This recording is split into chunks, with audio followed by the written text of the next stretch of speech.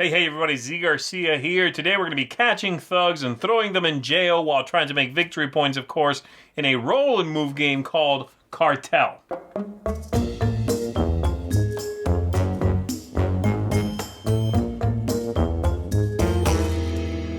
In this game, all the players share a single pawn on a circle of tokens that you're going to be forming up at the beginning of the game. You're going to roll a die, you're going to move that pawn, and you are going to take the token where you land. You are trying to score the tokens of the characters that go to jail, but sometimes you are trying to keep a couple of the characters out of jail to score different victory points from different tokens. Let's go ahead and take a look at how the game works. I'll give you a quick overview, then we'll come on back and I'll tell you what I think of it. To set up the game, we're going to shuffle up all of these tokens here and then put them all in one big circle on the table. Pick a spot somewhere on it and put this token here, the standee, on that spot. You are ready to begin. You're going to have this board in the center and this die. As you can tell here, I don't have every token on there. I have these four here to explain, as well as a few others I did not place out just for saving space on the table.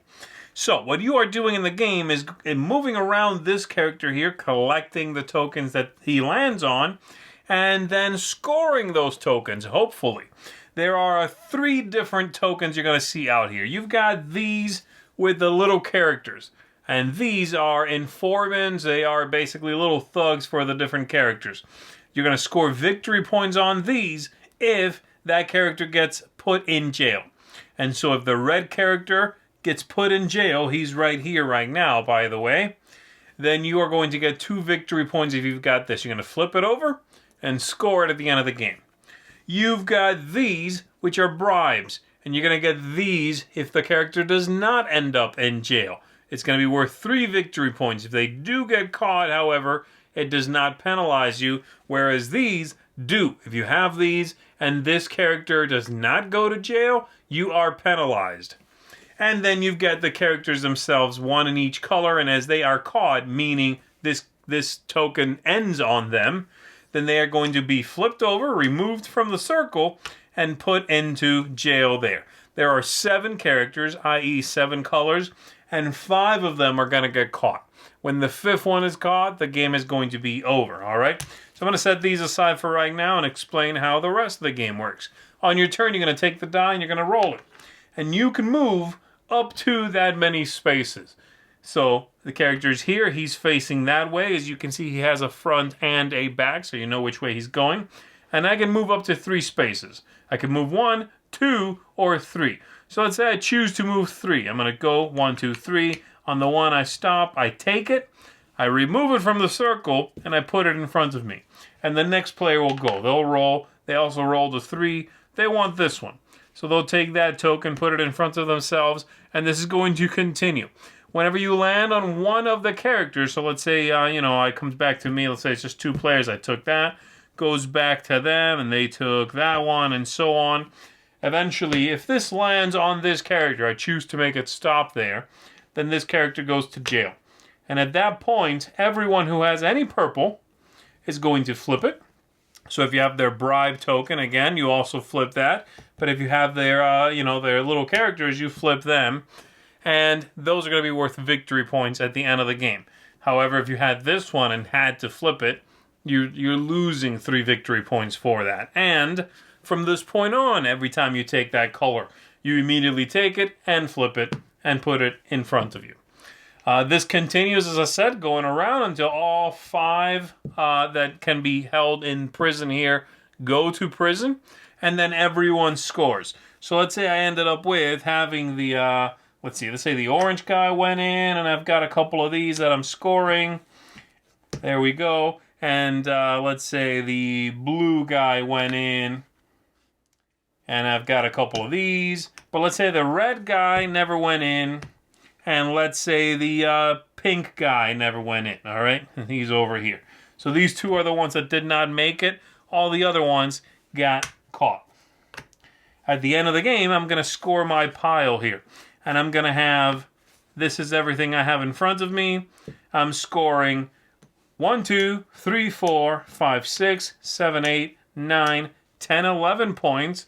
This I score because he never went in. So that's 13, 14, 15. But I'm losing 3 for this. bringing my score down to 12. That's basically it. If the pink guy had gone in, obviously I wouldn't be scoring the green, but I also would lose this one, which is 0. So there you go. Very simple, basic game. Let's go back up top. Let me tell you what I think of it. All right, so there it is. That is Kartel. This is pretty bad, folks. This is going to be a quick overview here at the end because I think you pretty much know what the game is from looking at the overview. I did not like it. It's pretty lame. It's also not necessarily like so bad it's offensive. It's just thoroughly forgettable. The only thing that I think is okay, I'm not even giving this a positive, is the game length. Yeah, sure, it's short. I mean, you'll be done quickly. That's good. The rest of it is completely boring, forgettable, generic. It's just thoroughly unappealing. Theme. It's barely there. Does not help the theme. It doesn't matter. You know, it could have been anything. I wish they would have picked something a little more attractive. Maybe something a bit more kid-friendly if this is what they're pushing towards. You know, if it's supposed to be a kid's game, why does the kid want to be collecting thugs or getting bribes from bad people? I don't get it.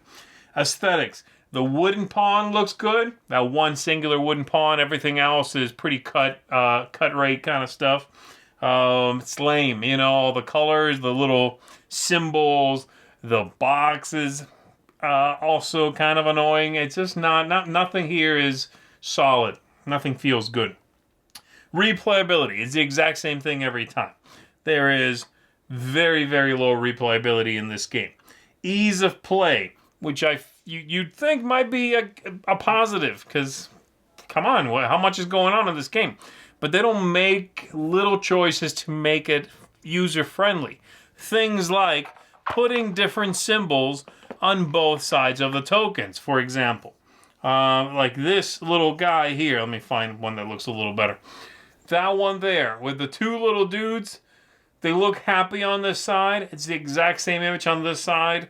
Maybe that should look happy and that should not. Seeing as to how, while it's like this in front of me, I'm not happy. That's minus points. When it flips, I'm happy. That kind of graphical touch is is one of those really basic things that's missing from the game. So it's not that easy to play. Not as easy as it should be for a basic roll and write. And then lastly, tactics, etc. There's nothing to see here. Move along, you know. So there you go. That's it for me. This is not a very attractive game. It's not a good game. It's got a serious lived-in feeling. Been there, done that in many better ways. If it is supposed to be a kid's game, why is this the theme? And even if it had a better theme, it would not make the game any better. It's a pretty boring game. So there you go. Kartel gets a thumbs down from me, unfortunately. But that's okay because there are a lot of good games out there. They don't all have to be winners, I guess. That's it. I'm Zee Garcia, everybody. Thanks for checking this out. I'll see you on the next one. Thanks so much for watching the Dice Tower videos. Find more great videos and reviews as well as our top-rated audio podcast at Dicetower.com.